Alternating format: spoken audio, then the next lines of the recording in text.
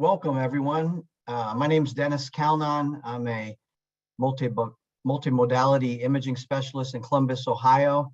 And on behalf of my co-chair, Dr. Randall Thompson from Kansas City, it's my pleasure to welcome you to this webinar, Choosing the Best Test for Your Patient in a Multimodality Imaging Environment. Couple thanks are in order. This free webinar was sponsored and supported by an educational grant from Astellas Pharma Global Development Incorporated, and we're grateful to them. Also thanks to Dr. Linda Gearing, who coordinated everything about the webinar, and we really appreciate the help from Wendy Passerell and Jennifer helping with the symposium as well. The program objectives are to describe the importance of a patient's risk profile in choosing a diagnostic imaging test, to apply the appropriate use criteria to assist in clinical decision-making, and to define the strengths and limitations of the various multimodality imaging modalities in patients with chest pain and suspected coronary artery disease. Things are complicated these days, and there are many options, and there's many factors we take into account. So we want to really go into detail how all of our faculty members approach these patients. The disclosures are shown here for our faculty, and these are in your handouts as well. This is the outline. Basically, we're going to present 6 cases, and we're going to call on one of our faculty members to initiate the discussion of each case. Our faculty members, just like you, have not seen any of these cases, so we're really putting them on the spot. We're going to have them pretend that they are in their office seeing this patient, and they need to decide what to do in terms of testing, if any testing is indicated, and you'll get to kind of hear their thought process as they go through these kind of cases, and we'll have all the faculty play in. Our faculty includes Dr. Ron Blankstein from Brigham and Women's Hospital, Dr. Rupa Sangani from Rush University Medical Center, Dr. Edward Halton from Walter Reed National Military Medical Center, and Dr. Prem Soman from University of Pittsburgh Medical Center. And we're certainly happy to have all of them.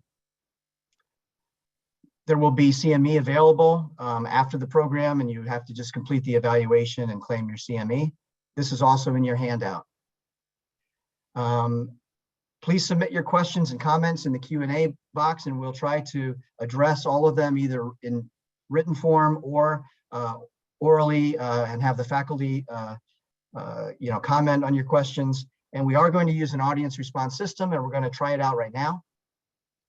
Here's a question for you. We posed this to our faculty, and these are some of the top answers the faculty gave. What is the most important consideration when ordering a diagnostic test? Choose only one, and you can answer now. Obviously, all of these things are things you take into account, but we just want to see what's the most pressing one that you consider the most important.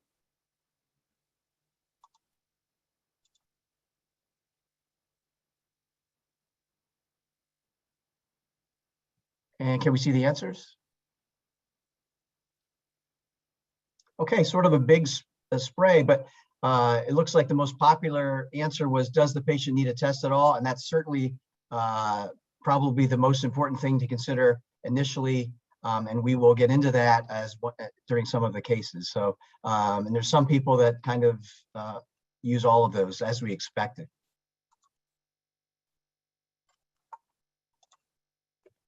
Okay, now we're going to go into our first case.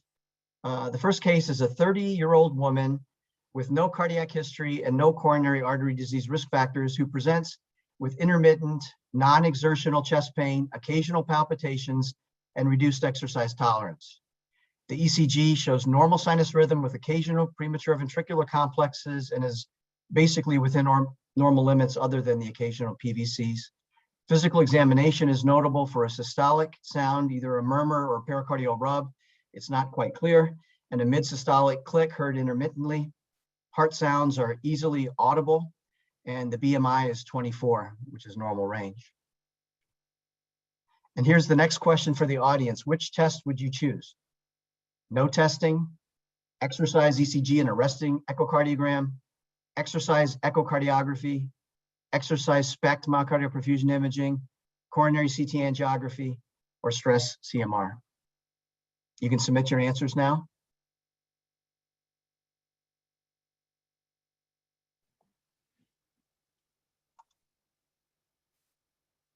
And let's see how things look, Jennifer.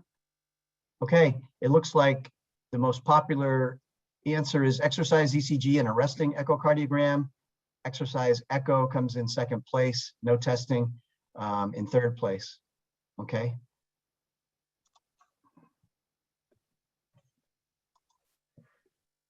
So when we look at patients, we're going to be talking a little bit about pretest likelihood.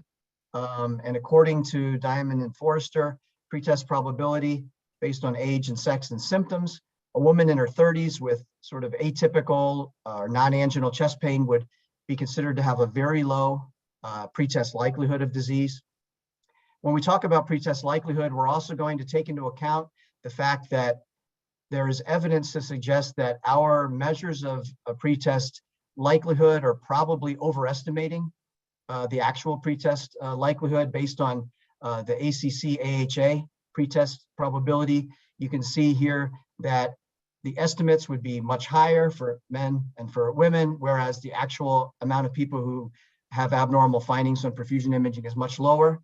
The European probability estimates are much more accurate. As you can see, their estimates from the ESC actually correlate quite well with the presence of ischemia in men and women.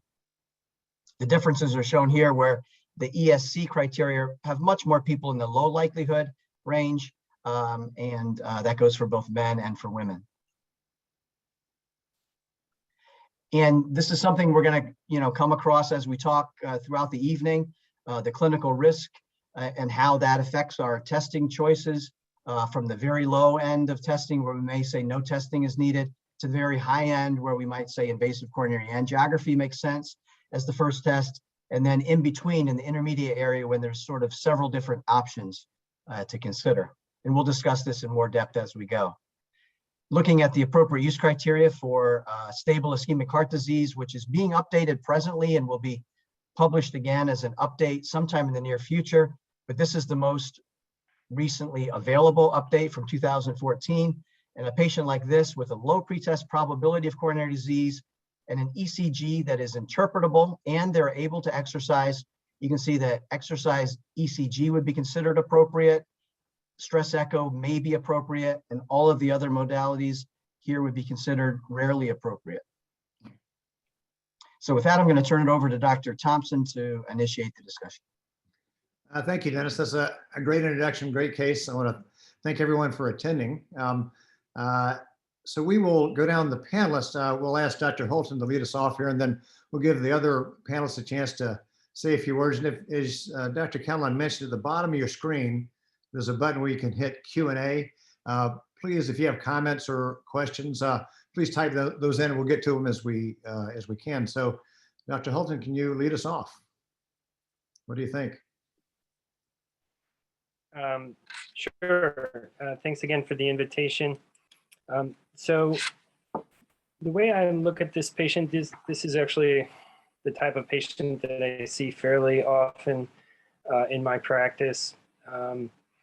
I work in the federal healthcare system, so we see both older retirees as well as young patients, either family members or that need occupational clearance. So typically, just like the guidelines that were mentioned, I will start with an exercise test for the vast majority of these patients. I was trained based upon, throughout all of my board examinations, really the prognostic value of exercise testing was emphasized. So I think for this young lady, it's very unlikely that she has obstructive CAD. Whether she has, something atypical, such as spasm or microvascular disease, that may require further evaluation and additional history. But I think the basic initial prognosis should be established with an exercise test. And then because of her possible murmur or mid-systolic click, of course, the echo is indicated to evaluate for that.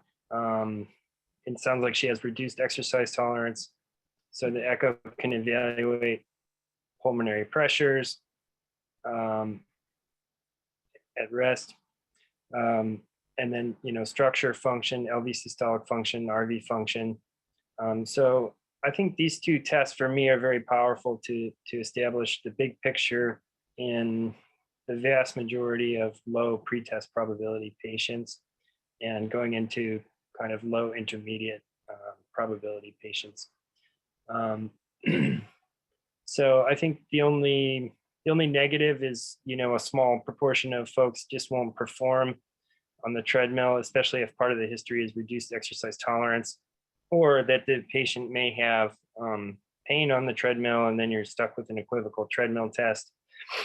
So I think it's tempting to jump to a more advanced test with the thought of, I'll just go right to the money.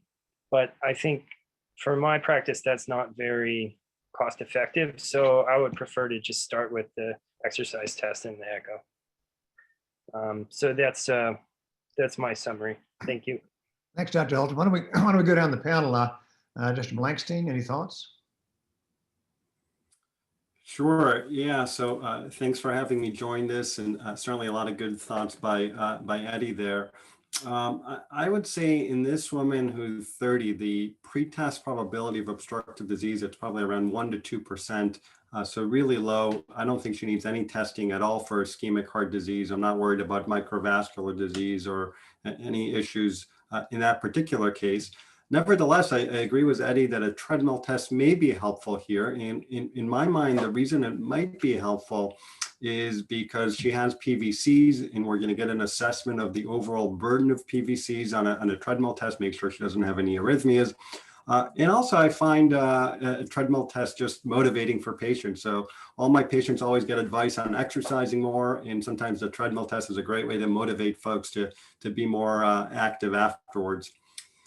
Does she need an echo? I think that's part of the question here. And the murmur that you describe as a mid-systolic click may be mitral valve prolapse. That's on the differential. And if I was suspecting that, perhaps you can think of an echo. But the fact that this question describes that the murmur is heard intermittently makes me not very impressed. Typically, if there's mitral valve prolapse, I'd also be listening for mitral regurgitation. So an intermittent murmur, I think it's reasonable to do an echocardiogram. Do you need to do that at this time right now? Not necessarily. So overall, maybe just a treadmill test and take it from there.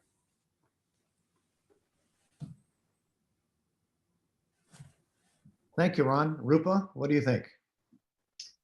First off, thank you for involving me as well today. I'm honored to be here. Both Ron and Eddie make a great choice, great comments here. So I do a lot of women in heart disease, so I see a lot of this. So, first of all, with a younger woman, I do screen for pregnancy-related risk factors, other subtle things that might point towards elevated risk, but that's lifetime risk. So I think in a young woman coming in with acute symptoms, even if it's all non-exertional, again, her pretest probability is quite low. I would agree that with both of our former panelists that I think her risk is very low, and I'm really not worried about ischemic heart disease here. I honestly don't know if I would do anything. When I think of the differential of what could she have, spasm would be the most likely, just given that it's non-exertional and intermittent, and the likelihood of us catching that on an exercise ETT even there is low. You could do the ETT for the palpitations, but I could also simply do a Holter, kind of get the burden first, especially if her palpitations are not exercise induced. I like Ron's point of sometimes just doing an exercise stress is motivational for patients. So that's a good point. I honestly would opt at this point to either just do the echo for the murmur. And if the click and the murmur are really intermittent, I can almost go with no testing versus just an echo alone here. Thank you, Rupa. Prem, what do you think? Thanks, Randy, for having me, and good evening, everybody. I think the way this young woman has presented, she almost certainly has mitral valve prolapse. 30 years of age, mid-systolic click, and a systolic murmur. And these patients are actually known to have this type of atypical chest pain, the odd PVC. So I definitely would do an echo to confirm the diagnosis. I agree with everybody about a treadmill ECG, but I actually would not do a treadmill ECG in this patient. And the reason is, one, that the pretest probability of coronary artery disease is so low. Second is that these patients are known to have, with MVP, non-specific repolarization abnormalities. So there is quite a likelihood that you will put her on the treadmill and she will have ST depression. And you might get into all sorts of problems. So given the low pretest probability, I would not stress.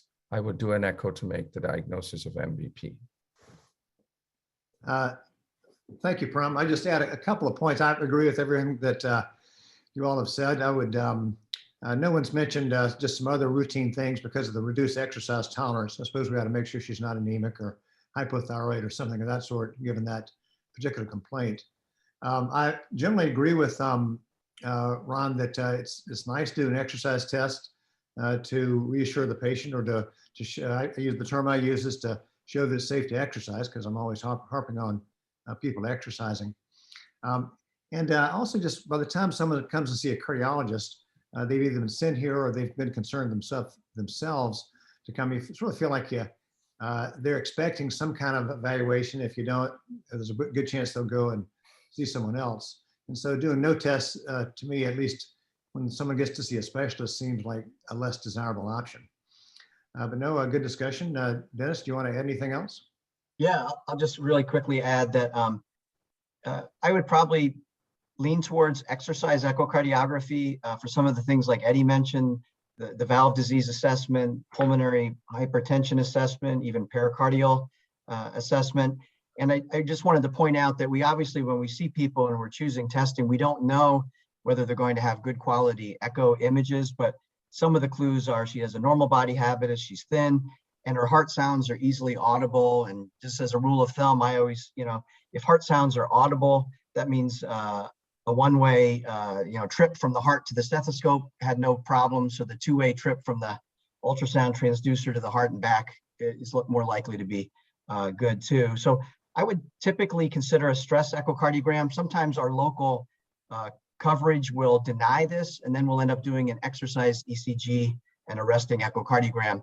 I just want to also say that our stress echo protocol at our institution is to perform a complete baseline echo Doppler study prior to the exercise stress on all patients. And I know that's not the case everywhere. And that's a logical approach. If, as Dr. Soman suggests, the exercise ECG is might be abnormal because of the mitral valve prolapse. But let me just a point regarding Prem's point is the fact that exercise, at least my advice for exercise here was not to look for ischemia, just to be very clear. So we have to be very clear when we do a treadmill test, what's the objective? If it's really to look at exercise capacity in a patient that has reduced capacity, looking at arrhythmias, looking at overall giving them an exercise prescription, that's a very different objective than looking for ischemia. And I completely agree with Prem that looking for ischemia in someone with such a low pretest probability is not the reason we would do a treadmill test.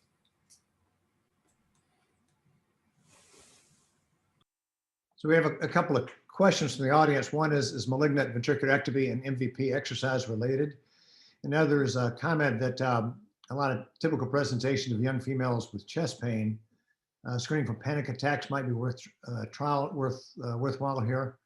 I think that would be a reason to do an echocardiogram, and also to the treadmill exercise test to sort out reduced activity, whether PVCs are stress related. I think those are pretty good points. Is malignant ventricular ectomy and mitral valve prolapse related?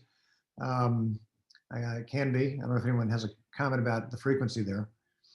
And if she has reduced exercise tolerance, perhaps it'd be wiser just to a resting echo and evaluate after results of exercise ECG would be needed. Then that's another twist on that. I think sort of what one of the other panelists said. Any comments about if malignant exercise ectomy with MVP is particularly common? I'm just going to comment. It's not very common. Most MVP that we see is benign, but certainly this is a real entity. And when this occurs, this is associated with fibrosis of the myocardium. Some really elegant MRI studies showing that fibrosis, that MVP actually leads to fibrosis over time of the myocardium. But by no means that means we need to go and looking for fibrosis in all these patients. But ones that do have significant arrhythmias, VT, this is where we're looking for that, is helpful. And these arrhythmias are more commonly exercise induced, but they can also occur at rest. Yeah, you would think after a treadmill test or a Holter monitor, you would have a good handle on whether this is big league ventricular ectopy, PVC, something in that uncommon category, whether it's just the more common variety of mitral prolapse with occasional PVCs. Yeah, I think the presentation symptoms will be really important. If someone has lightheadedness or syncope or kind of more ominous presentation, that's where I would be much more aggressive in evaluating it. Yeah. Dennis, we got 5 more cases. You want to?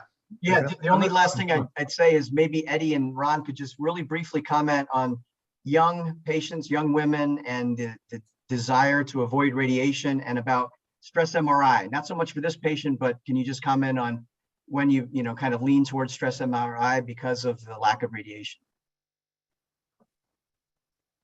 I mean, Sure, thanks. That's a great I'll let point. Eddie go first.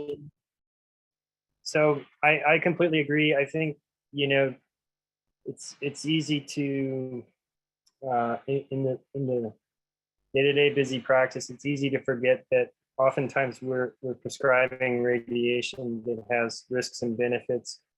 But absolutely, I try to follow the general recommendations of the American Heart Association, which roughly recommend, particularly for kids, but also young adults, that with women, you have a very low prevalence of CAD below age of menopause, and so I think a radiation-based test for me would not be useful and potentially harmful in this situation. As opposed to something like MRI, with MRI, you can see fibrosis,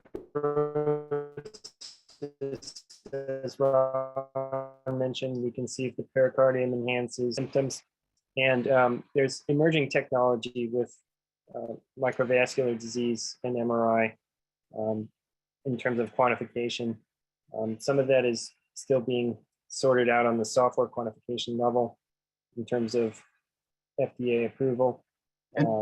But I think we will probably get to that, but maybe, Randy, you're probably right. We should move along probably just for the sake of time. And we are going to get back to that, Eddie, though, as well. So, let's go to the question again. We're just going to poll the audience quickly again, just to see if things have changed after our discussion. Which test would you choose? You can enter your answers now.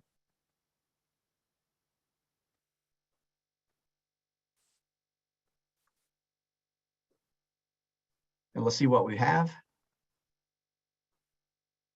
Okay, exercise ECG and a resting echocardiogram. Sounds great. Okay, we're gonna move along to the next case.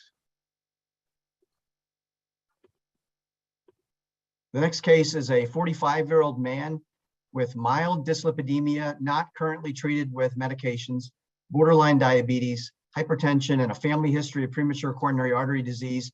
He presents with intermittent chest pressure and dyspnea, sometimes, but not always, provoked by exertion. The ECG shows sinus bradycardia at a heart rate of 55 beats per minute with nonspecific ST-T wave abnormalities. Physical examination is normal. BMI is 31. Kidney function is normal with an estimated GFR of 105 and a creatinine of 0.8. Which test would you choose first? You can enter your answers here. No testing, exercise ECG, exercise echo, exercise SPECT MPI with calcium scoring, coronary CTA, stress CMR, or invasive coronary angiography.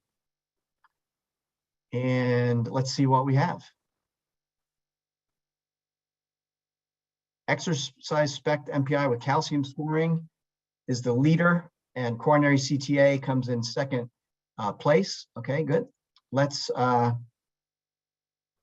move along. So looking back at pretest likelihood based on the American, not the ESC criteria, this patient in age 40 to 49, a man with either, you could say, either atypical or typical angina would have intermediate, almost leaning a little bit towards high, but intermediate likelihood, let's say, of coronary disease as the cause.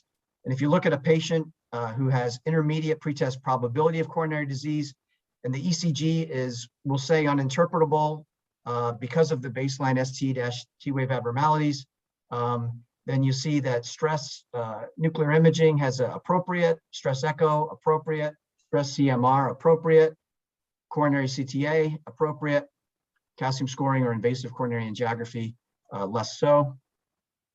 And again, back to the spectrum of risk, and that's what we'll discuss in this case. We won't talk about it anymore right now. And so now, turn it back over to Randy. Okay. Dr. Blankstein, can you lead us off? Sure. So this is a 45-year-old male who has various risk factors. Most of them, it seems, are untreated. So a lot of opportunities to improve prevention in this male. And symptoms not all that concerning, intermittent discomfort, not always provoked by exertion. If you actually were to look at his pretest probability of obstructive disease by the latest metrics, he probably falls around 10%. So certainly a low risk patients. And in this particular case, certainly a lot of options that you have here in the choices, but for me, this is kind of an ideal candidate for coronary CTA for multiple reasons. He is someone who has a low heart rate. This is even without any beta blockers. He's not obese. And importantly, he's not on any preventive medical therapy. So this is the type of person that if we identify plaque, the type of plaque that we would not be able to identify by any other modality, we would hopefully have intensification of preventive therapies. And this is the type of patient, why there are now some studies showing that the use of CTA can lead to improved outcomes. So for me, that would be kind of a good choice here. Certainly you can think of adding calcium scoring to other tests, like adding a calcium scoring to a SPECT. And I think that's reasonable because the calcium score hopefully will be useful if identifying if he has plaque, but that's only going to be calcified plaque. But the issue is I don't think he needs the other test to begin with. So I think adding calcium score is always a good thing if someone doesn't have known coronary disease. But in this particular case, the pretest probability is low enough that an ischemic evaluation is not going to be I think high yield in this case. Another reason for CTA, obviously accuracy. I think of all the tests that's listed here, it's going to have the highest sensitivity and the highest ability to rule out significant disease, which would hopefully be reassuring for this 45-year-old male. Thank you, Ron. Rupa? Yeah, so I think some of this depends on the duration of the hypertension, dyslipidemia, and the borderline diabetes. It sounds like all three are mild or borderline, untreated, but that spectrum of, when were you first told you had these risk factors? The family history of the premature CAD does bother me, and that signifies that maybe there's something going on here longer standing. I honestly could, I'm probably more used to SPECT over CTA, but I could really go with D or E. I think choices here, agree with Ron. The low heart rate, the normal creatinine, CTA would be a nice, easy way to assess, this patient with low to intermediate risk, although I would put him more into the intermediate risk category. I wouldn't expect that he has a significant amount of calcium that's going to obscure our imaging on CTA. And I think it would be nice to see plaque burden and the amount that's, maybe not obstructive coronary disease, but what's in the wall of the arteries and what is his plaque burden. But I also want to see what's the functional assessment, right? If he's coming in for symptoms, I would probably go more towards the SPECT MPI to really assess are his exertional symptoms in particular consistent with ischemia. And so here I would get the exercise parameters. How much can he do? What is his functional response to exercise, both by symptoms and ECG, hemodynamics? The SPECT imaging, I think the chances of him having balanced ischemia at this age are low. And so I wouldn't, be as worried about our traditional Achilles heel of always worrying about balanced ischemia. And that calcium scoring, I think, will give us a lot of prognostic data on where he is on that spectrum of risk, because I think he's kind of in that middle ground. He could be a little bit lower, he could be in the high intermediate, depending on how long each of these diseases have been present. So I would vote towards exercise SPECT MPI with calcium, but I think CTA, if done well at your institution, is a very reasonable choice. Great. Thank you, Dr. Sangani. Ram? So I think it's important to start off by saying that, from studies, we know that the patient outcome really is not going to change based on what test you start with, right? There's a lot of data to suggest that now. But I think how quickly you get to a diagnosis and maybe cost considerations are unique to how you start off. And in this patient, to me, the most important question is, are his symptoms anginal? And nothing convinces me as strongly as to the presence of angina as putting a patient on the treadmill, reproducing symptoms, and showing ischemia. That tells you that this patient's symptoms are anginal, and this becomes an important metric for your success of therapy. So I would go with an exercise SPECT. Now, there is a lot of very good data. CT angiography is very good for detecting subclinical atherosclerosis. I do not need imaging to put this patient on preventive therapy. He's bought preventive therapy already. I'm not even sure that my preventive strategy would depend on whether he has calcium or not. For me, he needs preventive therapy. The question is, does he have obstructive CAD? Thank you, Prem. Dr. Holton? Yeah, thanks. I agree with all of those suggestions by the distinguished panelists. And I tend to agree, for somebody coming to the clinic for symptom explanation, I would prefer a functional test. And I think, again, that's been the emphasis of the classical guidelines. And I still tend to practice that way. I think there's two things that we're getting at here. One is the symptom exploration, and then the question of preventive meds. And we have to remember that currently there's no screening role for CT. So we do know that folks with plaque identified by CT, they may be on medications more frequently, and there's observational data to suggest that's beneficial. But again, there's not trial data or guideline support for screening CT. So for me, it really comes down to the symptoms. The downside of CT are the excessive cath lab referral and PCI that's been demonstrated in the literature. And often, as Prem said, I'm just left wanting more. There's this broad range of 30 to 70% stenosis on CT, where I may need a functional correlate. I personally don't use FFR CT clinically. So I agree. I would want a stress imaging like a SPECT or even an exercise echo to reproduce the symptoms. A stress CMR would even be acceptable to me. I wouldn't turn away a CT for this, but I still would wonder, what's the symptom correlate. The downside of stress CMR is currently it's all vasodilator at most institutions. So you don't quite get the exercise piece, but it is highly accurate in relation to invasive FFR, and it's also a reasonable test. Thanks, Ed. I think Dr. Blankson might want to rebut a couple of the points you made, but let me just weigh in on a couple of things that I think are worth commenting on.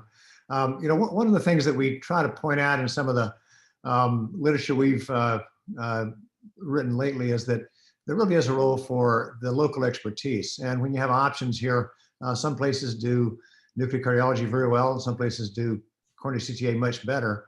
And on that graph that Dennis showed where from the ESC guidelines, people will move that bar, moving coronary calcium, coronary CTA more to the right or more to the left based on kind of the local expertise. I think really you ought to make allowances for that. But the options we have here, they're not really incorrect if your expertise is much better in one versus the other. So I find that people that are very generous in wanting to do coronary CTA in more cases tend to think of their nuclear as being like 1990s nuclear. And in my place where we have, I think, very good nuclear, we would still probably do a coronary CTA in this patient, but we would do nuclear in many more patients because we've got a lot of patients with very heavy coronary calcium loads. They're older, a lot of patients with established disease and that kind of thing. So the local expertise is just something that I think ought to be mentioned in this. In terms of whether to do a coronary CTA, which I think is a very good choice, this seems like the model case for a coronary CTA versus an exercise study with the calcium scoring. The coronary CTA, as Dr. Blankstein might have pointed out, is less expensive. It is a more sensitive test.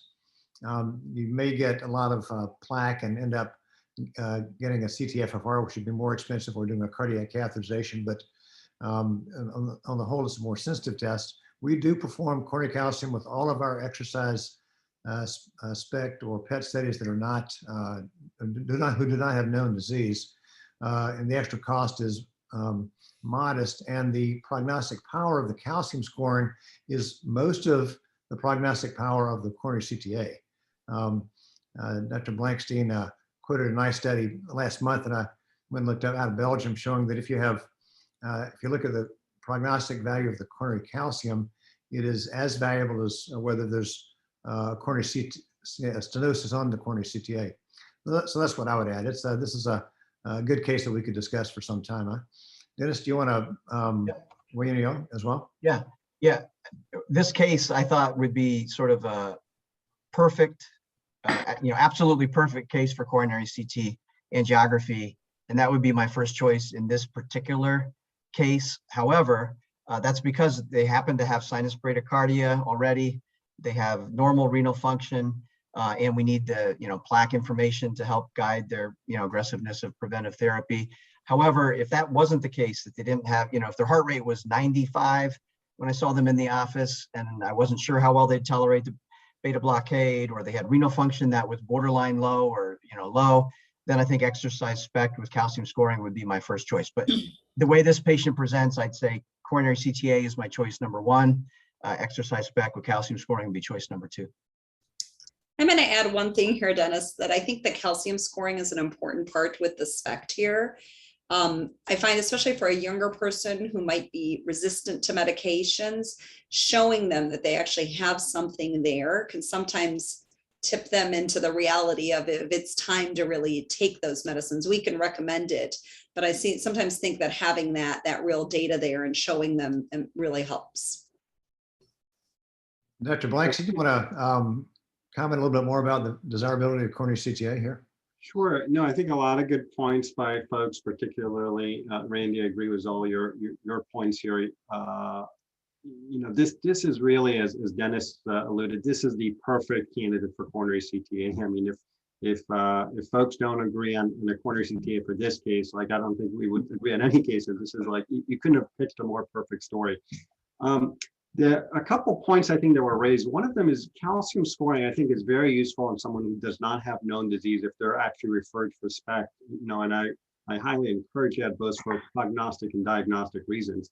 But off the bat here, for a younger person, the radiation. This is a good point for folks to know. The radiation of a coronary CTA is very similar to calcium scoring. In the modern era. So you're basically, by doing a calcium scoring and a SPECT, you're doubling or tripling the radiation compared to coronary CTA. So I think that's one point to know. But that's okay. Some patients may need that. But in this particular case, the likelihood of finding any significant coronary disease is going to be very low, despite the risk factors. The pretest probability here is about 10%. So there's about a 90% chance that you're going to have either a normal coronary CTA or just mild disease. Now, I think another point that comes up across is the point that Prem raised. A lot of folks say, well, I don't really need imaging to treat patients. We can implement preventive measures. But the challenge with that point is that prevention is not a binary thing. It's not about statin or no statin. And in fact, most young individuals opt for really low intensity statins. In fact, most young folks, when they present with an acute coronary syndrome, they're not on statin therapy. So we actually do a really poor job with preventive therapies. But I think the point was using imaging, irrespective of whether it's a SPECT or a PET or a CT, to guide prevention is really important, because prevention today is about the aggressiveness. And in this person, really without the imaging, I think very few people would treat him with a high intensity stent to get his LDL really low. He has a family history, maybe he has lipoprotein A that's elevated. We even have data on how the amount of plaque may be helpful in guiding the need for aspirin, the need for more aggressive diabetes medications, the need for blood pressure control. So prevention has gotten very sophisticated, and there's a whole spectrum with respect to how intense to be. And I think in a case like this, when someone has multiple untreated risk factors, the reality is that the identification of plaque is likely the most important thing we can do for this patient with respect to long-term therapies, the therapies that ultimately can improve outcomes. Thank you, Ron. I want to comment on one thing you said, is just in terms of the radiation dose. Yes, you do want to factor that in a young patient. But not only has the radiation dose from coronary CTA come down with modern equipment, the higher end machines, but with proper protocols and tracers, the radiation dose with SPECT and PET and PET2 has come down quite a bit as well. The median dose in my laboratory for SPECT is under 3 millisieverts. That's about a third of the benchmark of 9 millisieverts that we're supposed to apply for. So if you have if you're doing SPECT well, a lot of stress only imaging, which would probably be what you should do in this patient, the radiation dose might be quite low, even lower than on a coronary CTA, depending on your equipment. Well, I can open it back up, but we had a couple of questions here. One is, do you really, the appropriateness of doing coronary calcium scoring in someone who is symptomatic? Well, coronary calcium scoring by itself is not an appropriate test in someone having symptomatic, and not particularly, but calcium scoring as an adjunct to SPECT does help you identify the plaque, and does help you to determine who doesn't need a statin, perhaps, does help you motivate the patient to get with the preventive cardiology program. And so we recommend it, and there's a good literature on it. A couple of people have asked about PET, or SPECT CT, would those be reasonable? Also, PET would be reasonable, although in a young patient, there might be insurance barriers and it's more expensive.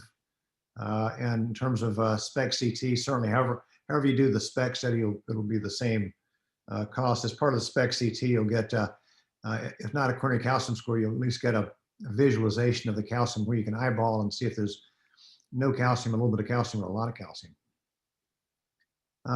Anyone else want to jump in and make any comments? This is a great case to discuss.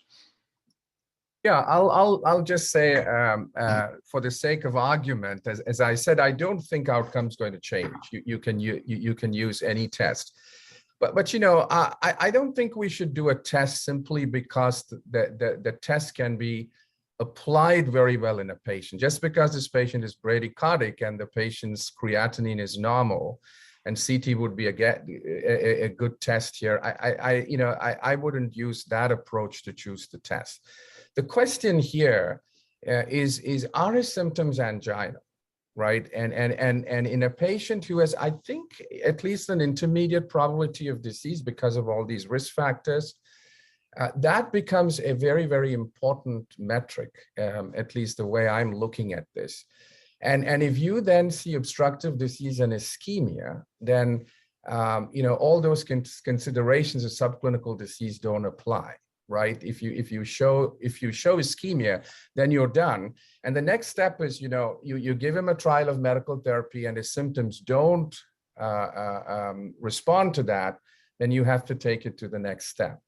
And so whether his symptoms are anginal is really very important. Now, you could get to a point where he has no ischemia, his symptoms are not reproducible on the treadmill, and at that point, you do need some other metric for subclinical coronary artery disease. You might get to that point, but I would use the other approach and start off with a functional test in this patient. I think Prem brings up, an important concept here that I think is relevant to all of our discussions as imagers. There's always going to be this scenario that you do a test and it didn't answer your question, and then you may need another test. And Prem says, well, if you don't see any ischemia at all here and he doesn't have any angina on the treadmill, then maybe you'll do another test for atherosclerosis. And I think that's reasonable, except that you have to kind of look at the probability here. The most likely probability in a 45-year-old male the likelihood of actually having ischemia is really low. The thing that's going to be most likely is no disease or non-obstructive disease. And you can make the point that if he's found to have significant obstructive disease, then he may need another test to evaluate for ischemia. So I think always start with what you think is going to have the highest yield. And I think we all recognize no matter what we start, there's always a small proportion of cases that maybe you're going to need another test. But I think start with what's going to be the highest yield for this particular scenario. I think that's an important point. And in my case, the highest yield here would be identification of plaque, because that's going to be the most likely scenario in someone with this background. Dennis, shall we vote and see if we change anybody's mind? Ron gets the first word and the last word on this one. Okay, which test would you choose first? No testing, exercise ECG, exercise echo, exercise spec with calcium. And let's see what we've got, Jennifer. Ooh, still exercise spec with calcium. Ron, nice try. You didn't quite push people over the edge. All right, let's go to the next case. That was a great discussion, though. That was a good case for all of those things, and I'm glad the discussion went like I expected it to. Case 3, 60-year-old woman with exertional chest tightness and pressure relieved by rest for several years. She has diabetes and hypertension. Prior exercise echo 1 year ago was normal, but there was greater than 1 millimeter of horizontal exercise-induced ST depression noted, and her chest tightness and pressure were reproduced during exercise stress test.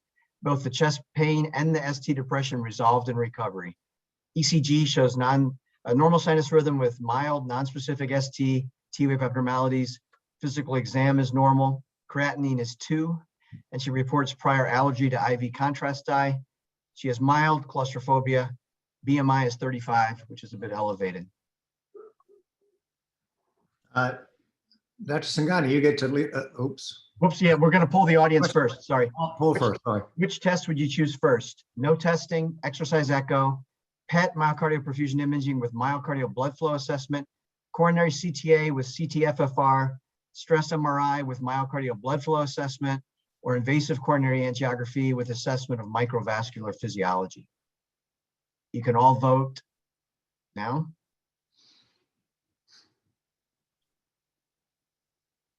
And Jennifer, let's see what we have. Okay, PET has first place voting. Exercise echo and invasive coronary angiography are tied with 13%. Stress MRI with myocardial blood flow at 7%. All right, Randy, you can take it away. All right, Dr. Singani, lead us off, please. Oh, I'm sorry. Actually, I'm sorry. So just looking at this patient, a little bit more background. So a woman, her age with typical anginal symptoms would have a high likelihood based on, again, our ACC criteria, maybe not the ESC criteria. And a patient like this, whether we consider her intermediate or high pretest probability, ECG uninterpretable or unable to exercise because of her baseline abnormalities, let's say she's unable to have an interpretable ECG, then we've got appropriate for stress nuclear, stress echo, stress CMR, CTA, with a maybe for invasive coronary angiography. But if we consider her high pretest likelihood, then she gets an appropriate for invasive coronary angiography and a maybe for coronary CTA. The others are still considered appropriate. So with that, now here we go, Randy, back to Rupa and Randy. All right, Rupa. Yeah, so we have a woman here with clear exertional symptoms. She has diabetes and hypertension. She's presumably postmenopausal, so agreed. Definitely in that higher, intermediate, if not high risk category. And the fact that she has both exertional symptoms relieved by rest, as well as symptoms on an exercise echo last year, I think there's a very little concern in my mind that she has something going on. She has diabetes. She has a coronary equivalent. So I think my question is this truly obstructive, or is this more microvascular disease and CMD? I think you could choose a lot of these. On first glance, the creatinine, though, of 2 makes the stakes much higher with anything that's going to involve angiography, whether it's CTA or invasive. And of course, the allergy to contrast dye also confounds both of those.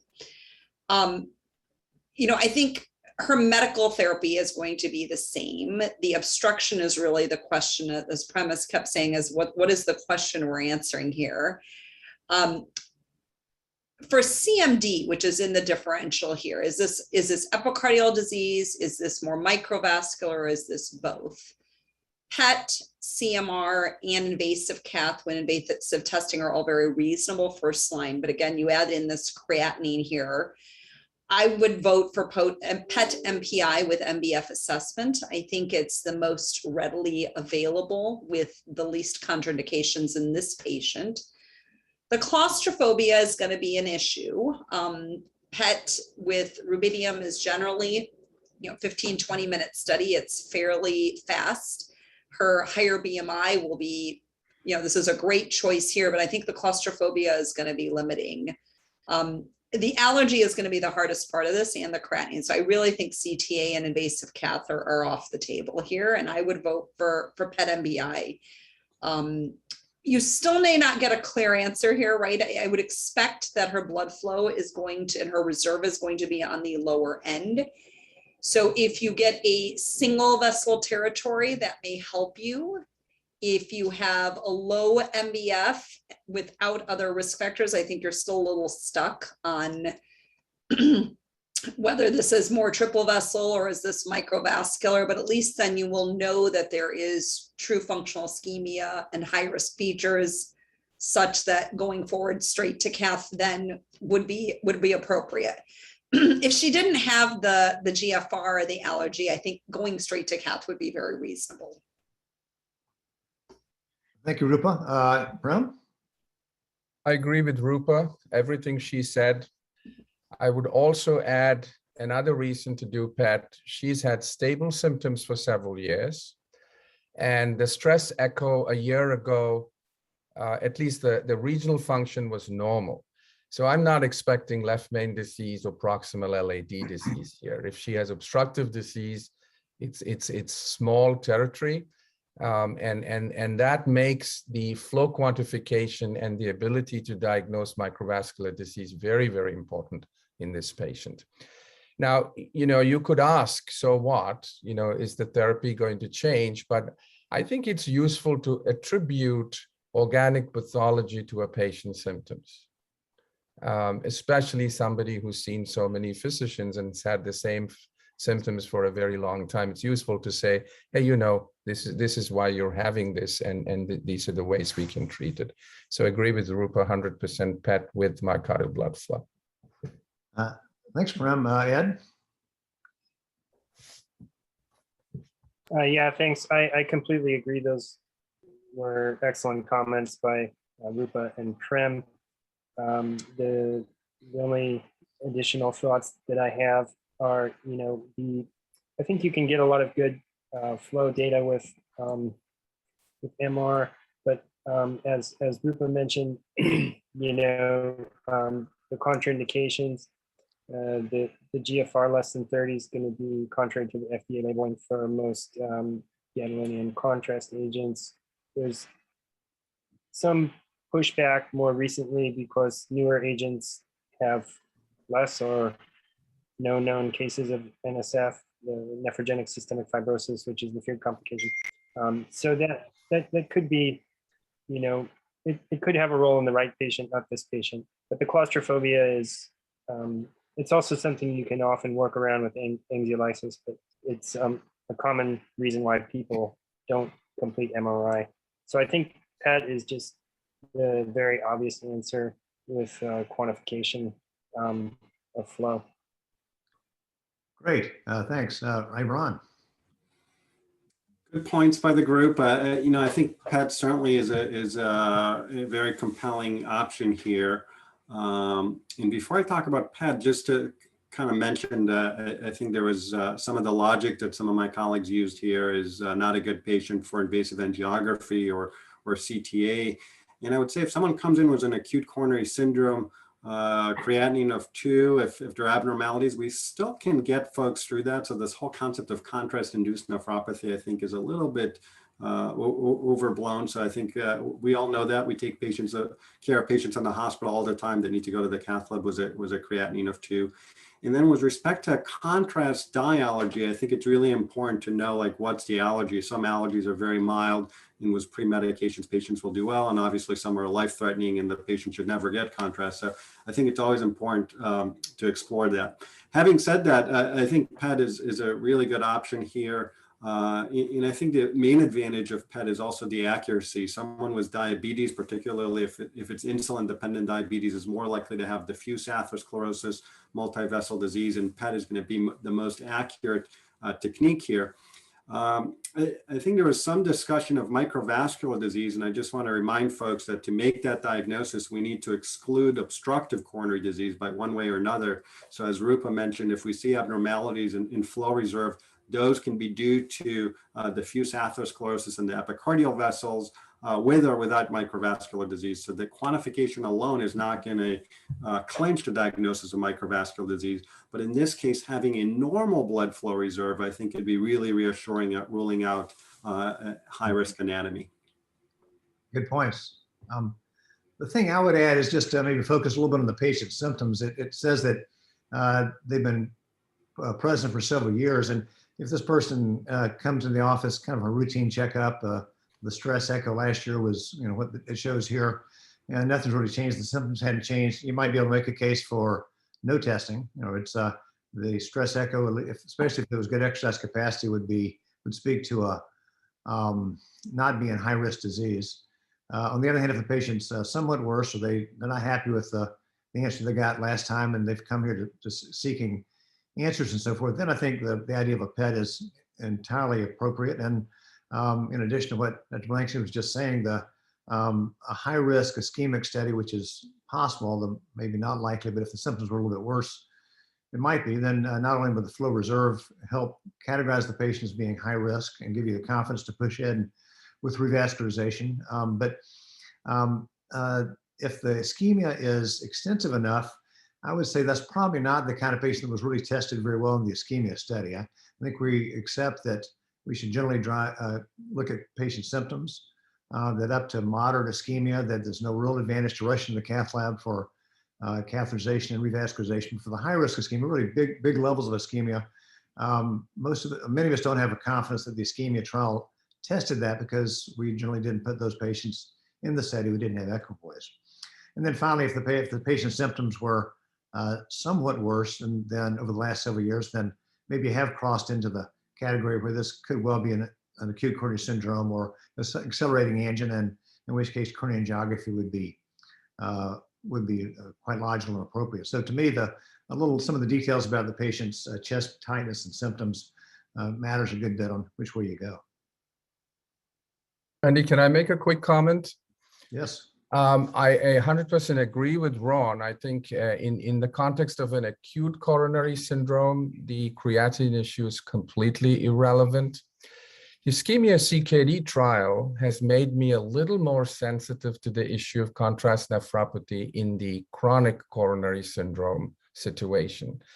And as you all know, using a protocol-based renal function-based dosing of contrast in the ischemia CKD trial, 50% more patients had progression of renal disease, some precipitating dialysis in the angiography group. I was not that tuned in to contrast nephropathy, but it does seem like it is more than minimal risk when you take patients with renal disease, and even if you hydrate them and dose them based on renal function. So I think that should be a consideration in the stable coronary artery disease situation, but I completely agree with Ron in the acute coronary syndrome situation, that's not a consideration. Dennis, a couple of people ask why not SPECT, especially if that's not available. Do you want to make some comments and maybe address that issue? Yes. My personal thought was that this would be a perfect patient for PET, myocardial perfusion imaging with myocardial blood flow assessment. But myocardial blood flow measurements with SPECT is emerging. There's interesting and exciting data from several centers that are getting a handle on this and using it, including Prem is doing some of it at Pittsburgh. And so I think in the future, down the road, and certainly for people who do not have access to cardiac PET at the present time, which is a large majority of our audience, SPECT imaging, even without myocardial blood flow, would also be, a consideration here. The myocardial blood flow part really helps a lot in terms of the coronary microvascular question. But I do think that SPECT with myocardial blood flow, when available, will be an interesting option as well. What about if PET's not available and SPECT myocardial blood flow is not available? What do you think? Is the appropriate test still myocardial perfusion imaging? I think so, just because of the the renal function issues and so forth. Stress echo doesn't make sense. She already had that and it didn't show it, which is common.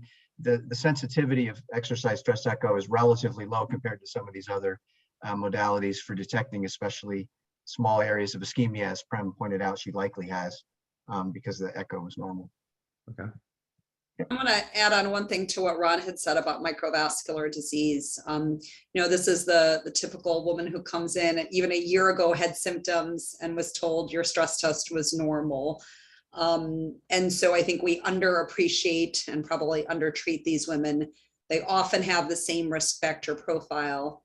The Covadis registry a few years ago really delineated CMD as being symptoms of angina, objective evidence of ischemia, of which I think now she's shown both. If we get the PET and we show objective evidence of ischemia plus the low flow reserve with microvascular dysfunction, the only part then of the 4 criteria that we're missing is ruling out obstructive coronary disease. And so if we can determine 3 of the 4 on the PET MPI with MBF in the setting of renal insufficiency, I have more data than to push her to cath. And the Cormica trial did show that doing many of these patients, if you have the ability to have that invasive testing and actually make that diagnosis, does help tailor their medical therapy and improve quality of life and outcomes. Great, thanks. Just a point I would add here, just a clinical point, is we don't know anything about the medical therapy for this patient, but a trial of anti-anginal therapy may be very reasonable. I don't think we commented on that here. And even if we don't want to do anything, everybody said we don't want to do this test or that test, even just a calcium scoring to see how much atherosclerosis she has, not of course to diagnose ischemia, but to see what it is. It is surprising how many patients with diabetes may have a score of 0. I mean, here the history is high enough that I'm not sure that's really needed. But I think intensification of medical therapies, both preventive therapies and anti-anginal therapies as a trial, I think is a very reasonable option here, because despite her symptoms, I'm not sure if she was treated. A good point. We didn't talk about the treatment. Before you ask the test question, before you ask the question, Dennis, let me just make one other point, is that for people that have really bad claustrophobia, some of the SPECT cameras, the CTC SPECT cameras, have very small field of view. And if you go full dose of the isotope, you can scan them in just a few minutes. And so for the people with bad claustrophobia or people with bad backs who can't hold still, that's kind of our go-to approach, even over PET. All right, should we go to the question, Randy? Yes. Okay, so let's answer the question again and see if anything's changed since the discussion for this patient. You can enter your answers now. And let's see what we have.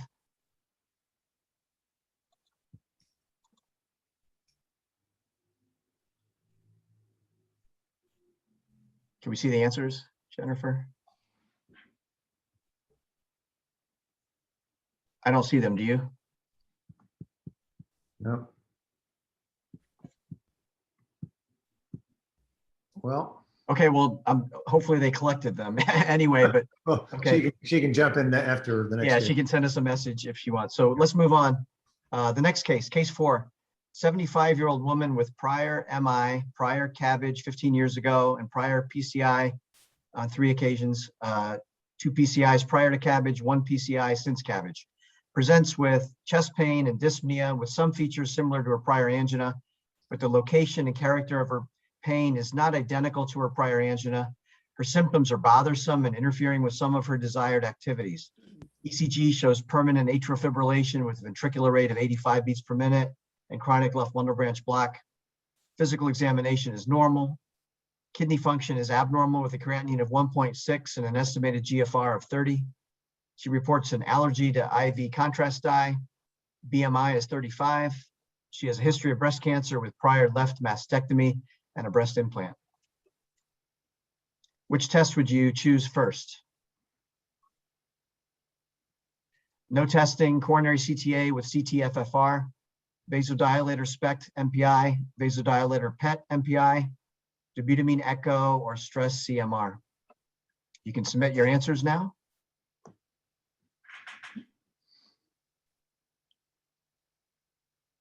And let's see what we get. Okay, vasodilator PET MPI is first place, vasodilator SPECT MPI second place.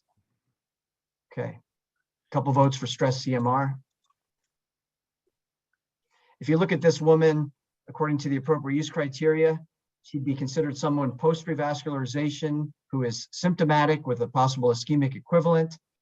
You can see that based on the AUC, stress nuclear imaging would be considered acceptable, stress echo acceptable, stress CMR appropriate, calcium scoring rarely, CTA maybe, and invasive coronary angiography also appropriate.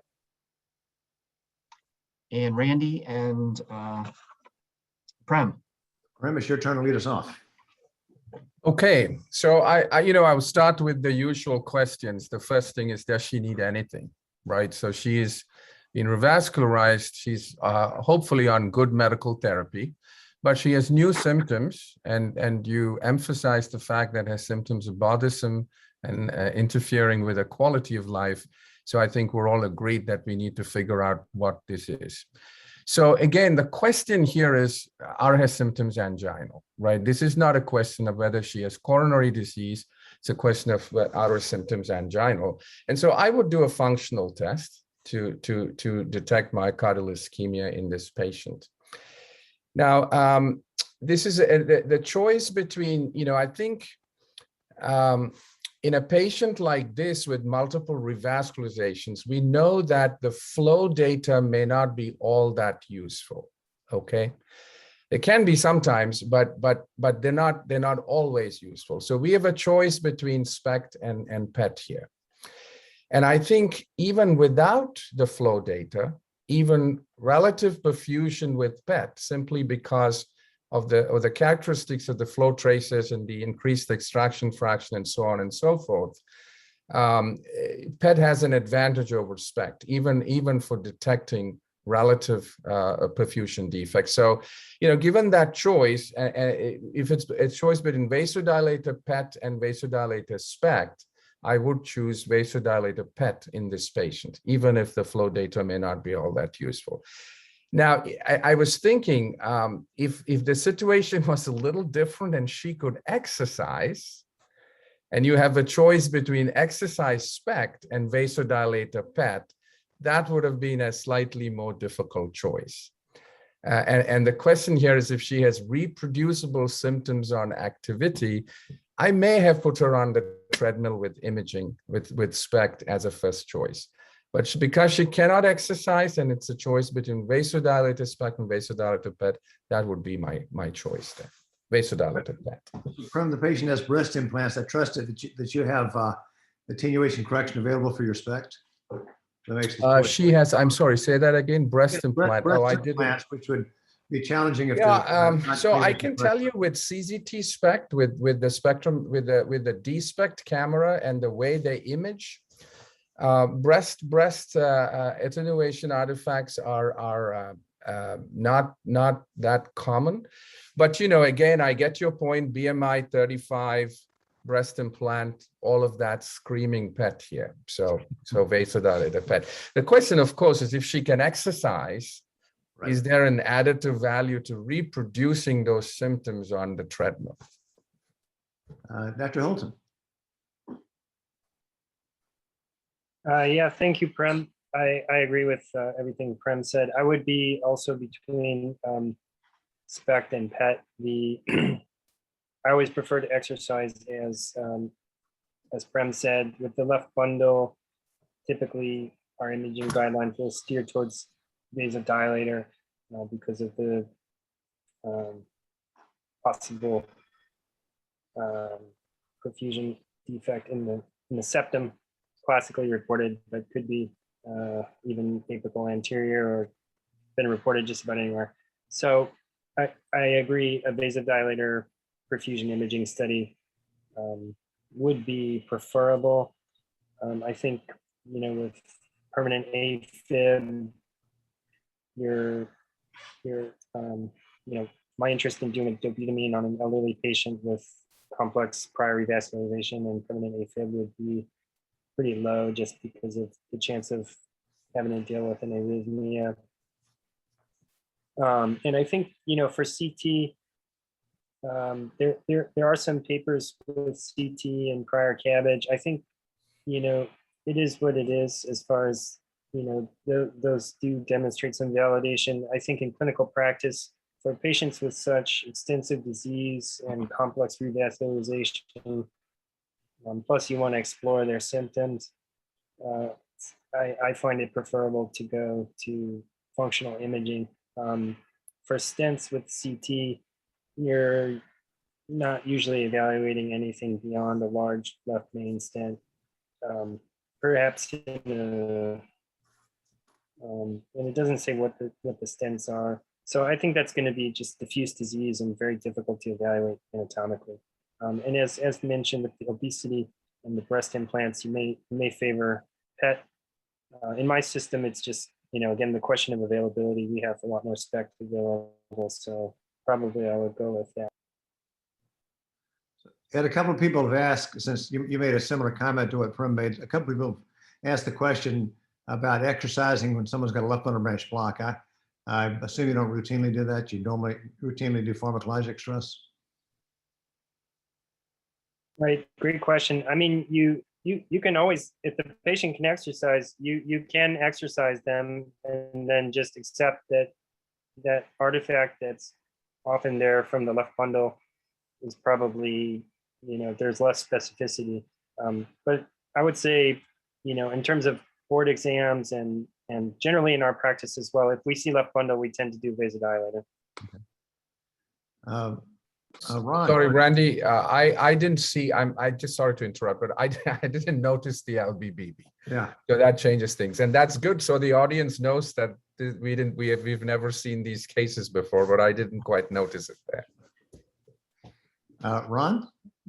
Yeah, so I think the first thing I would think about is what's the potential impact of identifying and localizing ischemia here in a 75-year-old woman who's had stents in a cabbage, and she's not going to be a good candidate for a redo cabbage from what this question suggests. So if she has significant ongoing ischemia and symptoms, provided she's on good medical therapy, which we don't know from this question, the option would be potentially a percutaneous intervention just to help with the burden of angina. And I think if that's the main question, then any test looking for ischemia here is SPECT, PET, or an MR. I always prefer a PET over SPECT if it's available for reasons that others mentioned. It's just more accurate. Prem makes a good point that in a patient with cabbage, the flow measures are going to be a little bit less reliable. I would think stress MRI is actually a pretty good option as well. It's also a good option in someone that has a left bundle branch block. The thing that makes me a little bit less excited about a stress MRI here is the presence of atrial fibrillation. Generally, I think SPECT and PET are going to perform better in the presence of atrial fibrillation. So that would kind of weigh me a little bit more towards nuclear imaging with a PET here. What about the renal function, Ron? Too? What's that? The renal function too. The renal function is decreased. Estimated GFR of 30. She's right on the point. Yeah. So I think that's true. 30 could probably still do an MR, but you're kind of on that risk. For us, generally, the cut point of 30. We have done stress MR with lower GFR, but it's a little bit higher risk. The other point here is someone was a prior scar. She may have LV dysfunction. She's a little tachycardic. Granted, she has atrial fibrillation, and her symptoms are a little different from before. So this can also be worsening heart failure as a cause for these symptoms. So that's something else I would be in tune with. Good point. Rupa? Yeah, I agree with most of what's been said as well. I think a couple key things here. I think SPECT, if with attenuation correction because of the breast implant, could be performed. But the inherent built-in AC with PET and the relative perfusion being so much more robust here, PET is definitely my first answer. I think two other points with PET, Prem's absolutely right. I think most of it would expect that the flow reserve is going to be low and not helpful in this case. But paradoxically, it might not. And what if one or two coronary territories are actually normal and it's only one area that's abnormal? That may actually help us rule in either, wouldn't rule in single vessel, but if I've seen a few of these patients where the flow reserve can actually be much higher than we'd expect. And that negative predictive value might be helpful here. Also, I think seeing the true stress ejection fraction that we'll see on PET can be helpful to make sure we're not missing multi-vessel disease. But the breast implants, the creatinine, all of that kind of confounding things, I think a functional study with built-in attenuation correction that's going to give us the highest quality images is our best study, which would be PET MPI. Thank you. I guess the thing I would add is again, symptoms. If this patient had a little worse symptoms than what's described here, and especially if the creatinine was 1.2, you might go for coronary angiography, especially if they presented to the emergency room. They thought their symptoms were bad enough to go to the ER. You might, if the patient's symptoms were a little less than this, especially if this looked like a lot of room with medical therapy, you might try medical therapy before doing a diagnostic test. And then someone asked the question, does the left bundle branch block steer toward PET versus SPECT? There is one small study that showed superiority of PET over SPECT with left bundle branch block. I'm only aware of one study. We don't steer people to PET for that reason, but we do. We try to do PET when we can when someone needs pharmacologic stress anyway, just figuring some more, this is a more accurate test, a superior test. And usually you get the other parameters like ejection fraction reserve, flow reserve, and maybe coronary calcium scoring in a diagnostic study. Dennis? Yeah, I would say vasodilator PET would be my first choice. If not available, then SPECT would be my second choice. I really don't go for coronary CTA, even if the renal function was better in somebody with prior bypass surgery and stents and so forth, because it typically doesn't answer the full question. It doesn't evaluate the diffuse native vessel disease distally. You might be able, you could tell with CTA that the grafts are patent, and you may, if the stents are large enough, be able to tell that the stents are patent, but it would not answer your whole question. So I would not consider that a good option in people with prior revascularization, in my opinion. Dobutamine echo is also difficult when people have prior myocardial infarction. It's very difficult to subjectively evaluate that area by stress echo and determine whether it's just infarcted or whether there's border zone ischemia due to tethering by other adjacent regions is tough. So I would go with PET or SPECT as the second choice. So a couple of comments in the chat, in the question box. People pointing out maybe it's very helpful to have the ejection fraction. Maybe it is worsening heart failure. And I suppose you could add getting a BNP, chest x-ray, and other assessments beyond the physical exam to see if the patient does have a heart failure. And then there are a couple of comments about therapies for the atrial fibrillation. I'm not sure that was the point of the study, but it might be the case depending on what you found with the evaluation. I have one other quick alibi. Just I agree with Ron, and I glossed over stress CMR, but I do think that's an important consideration. And as we mentioned earlier, the FDA uses GFR 30, so that's the labeling for most gadolinium contrast agents. There are centers that will consent patients at lower levels depending on the risk benefit for off-label use. And with modern agents, there's some contrast agents with no known cases of NSF based on a different chemistry for the cases that were reported with older agents. And I would say one advantage of stress CMR is that you get a very accurate viability scar evaluation as well as ischemia. And in terms of this patient who may be looking for a complex revascularization, that could potentially be useful as well. Great, thank you. Can we go to the next case, Randy? Yeah, shall we vote first, Oh, yeah, we will. if we can? Which test would you choose? No testing, coronary CTA with CT-FFR, vasodilator SPECT, PET, debridement echo, or stress CMR. And let's see what we get. Wow, 92%. Okay. We're reaching consensus. Great. Let's go to the next case.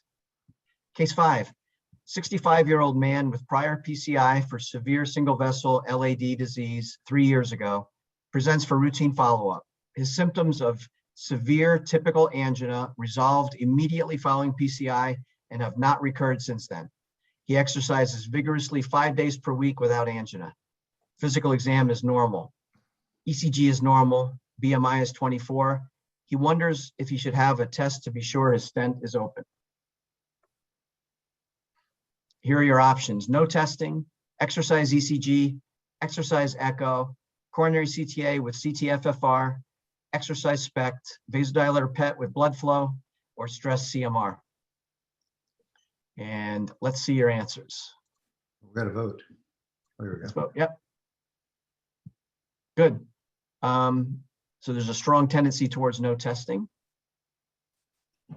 And exercise SPECT was given some consideration as well.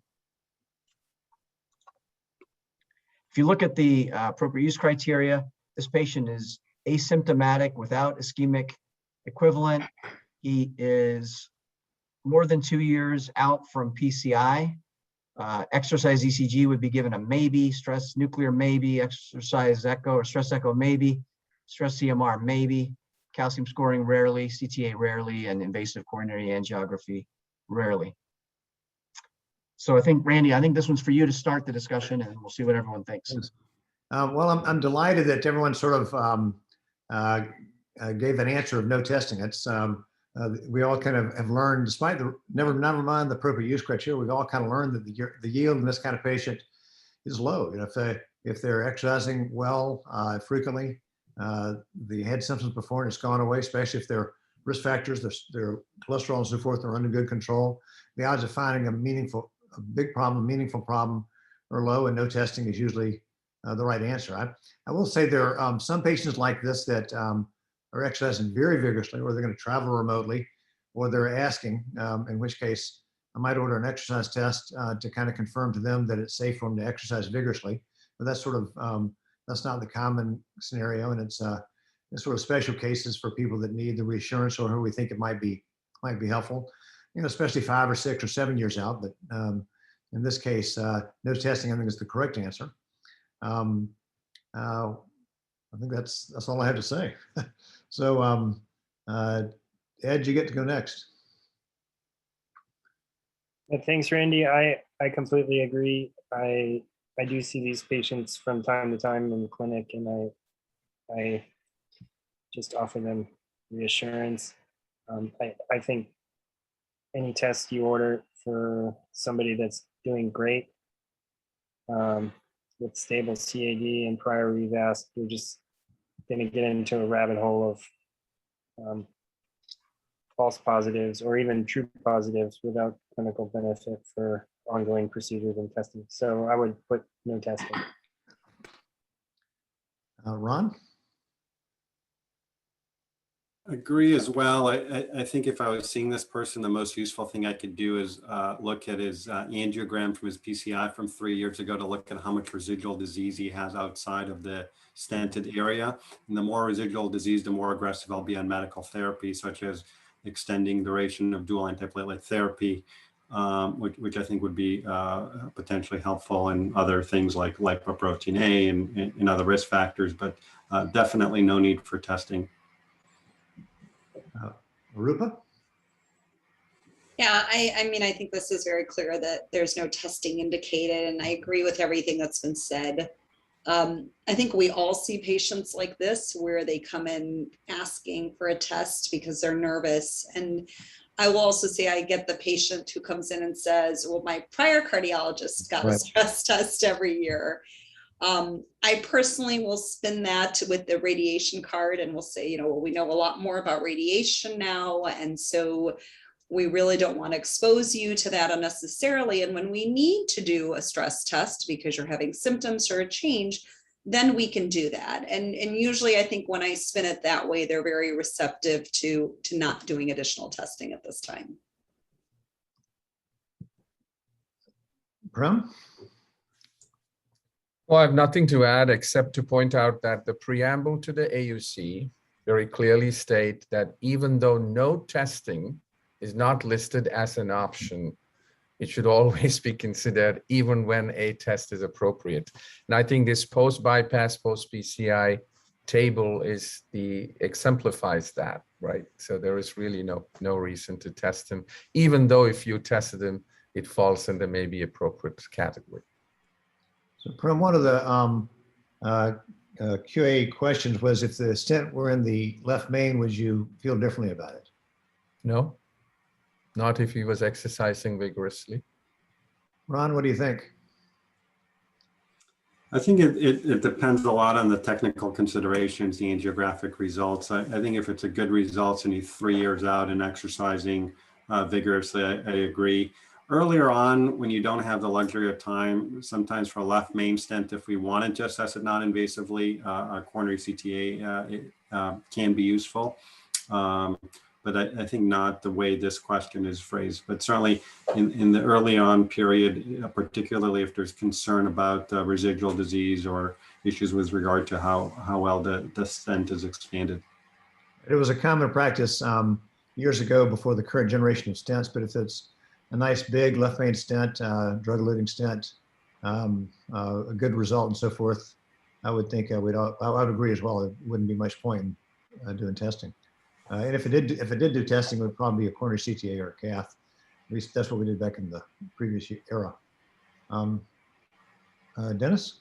Yeah, I certainly agree. I would do no testing. And as Rupa said, this is a common scenario where people seem to want testing and you have to talk them out of it. And that's something that I've learned to do very well, but you end up doing it repeatedly every year when you see them back. But I think that's definitely the right thing to do. The only, and it's because he had severe symptoms that went away after revascularization.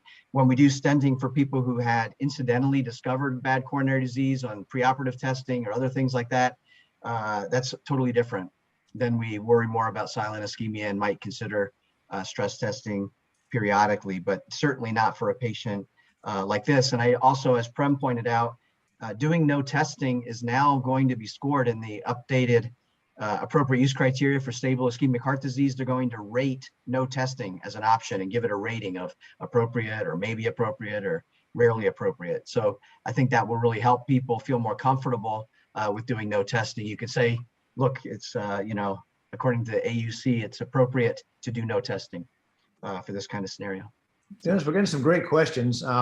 One is, what about if the patient were a diabetic or a smoker? Another question is, what if the patient needs a CDL or Department of Transportation truck license? Are you asking to me or to other? Dennis, why don't you? Okay, yeah. No, I would say that sometimes for the commercial drivers, sometimes they require like an exercise ECG, and that's what I would do, an exercise ECG, but only because they require it, not because I think it's necessary or that I would recommend it, but simply because it's required. And even if they had diabetes or other things, because this patient had classic angina that was severe, I'm not worried about silent ischemia. And now their symptoms are completely gone and they're very vigorously active. So I would not recommend testing, even if they had diabetes or were a smoker either. And of course, I'd be treating the risk factors very aggressively. How about if it's been 5 years and they're not exercising that vigorously and they're a diabetic smoker?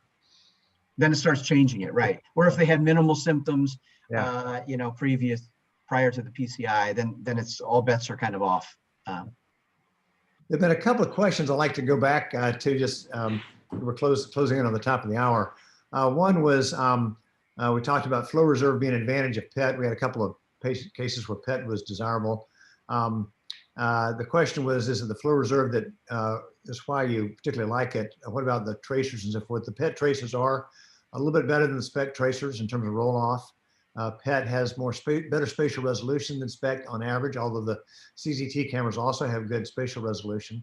We have a new PET camera that has twice the spatial resolution of the old PET cameras. And so there's an advantage for PET as you cut it that way.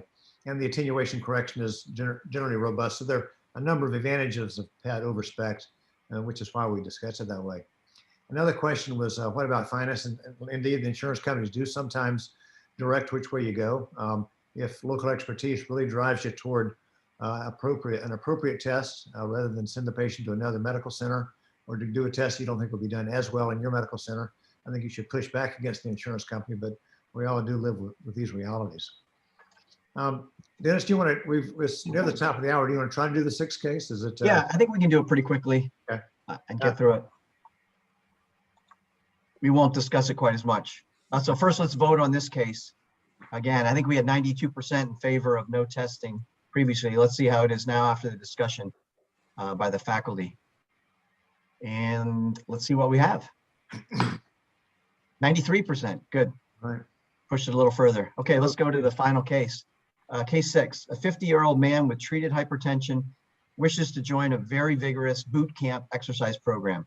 He's worried because there's a history of coronary disease in 2 of his maternal uncles in their 70s. He has no symptoms, but he admits he's a couch potato who works a sedentary desk job, and his most vigorous activity at present is a slow walk with his dog, who is 14 years old and walks very slowly. Exercise ECG is completely normal. Physical exam is normal except for obesity with a BMI of 40. His fasting lipids are borderline elevated. His hemoglobin A1C is normal. Estimated 10-year risk is 7.8% intermediate risk. What test would you choose? No testing, exercise ECG, calcium score, exercise echo, coronary CTA, exercise SPECT, or stress CMR?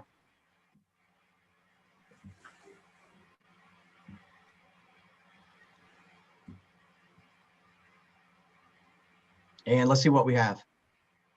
So the most popular answer is exercise ECG, followed by calcium scoring, and exercise SPECT gets 12%. Okay, and I think, Randy, this is mine. Oh, well, let's go to this first. So this is an asymptomatic person without symptoms of ischemic equivalent, and they have intermediate global CHD risk. ECG is interpretable, and they are able to exercise. Here, exercise ECG is given a maybe. Nuclear, stress echo, stress CMR, CTA, and invasive coronary angiography are all considered rarely appropriate. Again, these are the old AUC that will be updated soon. So calcium scoring and exercise ECG get a maybe appropriate grading. So I guess I'll lead us off. In this kind of a scenario, I think that exercise ECG would be reasonable because he's so sedentary and because the exercise program that he wants to start doing is so vigorous that I think an exercise ECG makes sense just to provide sort of a baseline of functional capacity, make sure he has no serious exercise-induced arrhythmias, the blood pressure response is normal, and there's no high-risk findings. I also would consider doing a calcium score in this person if his lipids are, truly borderline elevated and he's not presently treated, and with that family history, I'd consider a calcium score as well. So in my practice, I'm trying to keep it short because we're running late. I'd probably do an exercise ECG to provide reassurance that it's okay to join this vigorous exercise boot camp and perform a calcium score to, long-term risk stratify and see if we need to be more aggressive with preventive therapy. Randy, you can take it over now and call on people in whatever order you like. So Ed, Ron, Rupa, or Prim, any disagreement or important points? Yeah, I would say it was his BMI of 40. I would congratulate him on finally trying to exercise more and joining this boot camp. But I think a calcium scoring is far more likely to change his management than a treadmill test. I think a treadmill test certainly is reasonable, but he has like the perfect indication for calcium scoring. He actually meets the criteria for statins. He has dyslipidemia. He may have a reluctance to be on a cholesterol lowering medication. So he actually has a potentially a class 2A indication by the prevention guidelines and cholesterol guidelines for calcium scoring. And if he's found to have significant coronary calcifications, aside from just statins, he's going to require some work with blood pressure lowering and some weight loss and other risk factors. Now, certainly treadmill tests could be done here, but not to diagnose ischemia. It's not going to be very helpful at all. It's just to kind of motivate him and to reassure him, yes, you're fine to exercise. So almost like an exercise prescription. And if you're doing the treadmill test for that matter, which I think, Dennis, that's what you were getting at. I think that's totally reasonable and may be useful. Or you can just see how the boot camp goes. If he tells us, oh, I feel so good after doing the exercises at the boot camp, I'm losing weight and everything feels well, then I think that's the most helpful piece of information we can get. So Ron, one of the questions is prognostically, which is more informative, calcium score or exercise testing? I suppose he means in this test, but you can answer it in general too. Yeah, we've actually done, I've actually published on this. We did a study in Boston, both from Mass General and Brigham. Actually, I think Dr. Holton was part of that study, if I remember. He may or may not have been. But certainly the prognosis is very different. Calcium scoring stratifies risks a whole lot more than treadmill testing. So yes, exercise capacity is important, but when it comes to future risk of CHD events, it's very hard to beat calcium scoring in this particular setting. And this is why the guidelines, actually, the prevention guidelines, say calcium scoring has a role and no other testing has a role in an asymptomatic individual like this. Thank I'd you. also say that the lack of symptoms really precludes probably insurance pre-authorization for any of the other tests. This is clearly being done for risk assessment. So I would absolutely agree with what's been said already. I've still never had insurance deny a treadmill test, thankfully. It's like the one test that I've never had denied is a treadmill test. I don't know about others. Well, we're at the top of the hour, actually past the top of the hour. This has been a great discussion, a great program. Again, I want to thank Stellis for their generous support for this program, and also thank the speakers and Dennis for all the work organizing this, as well as Linda, Wendy, and Jennifer. This has been a great session. I think at this point we'll conclude it and wish everyone a good evening. Thanks. Thank you very much. Thank you all.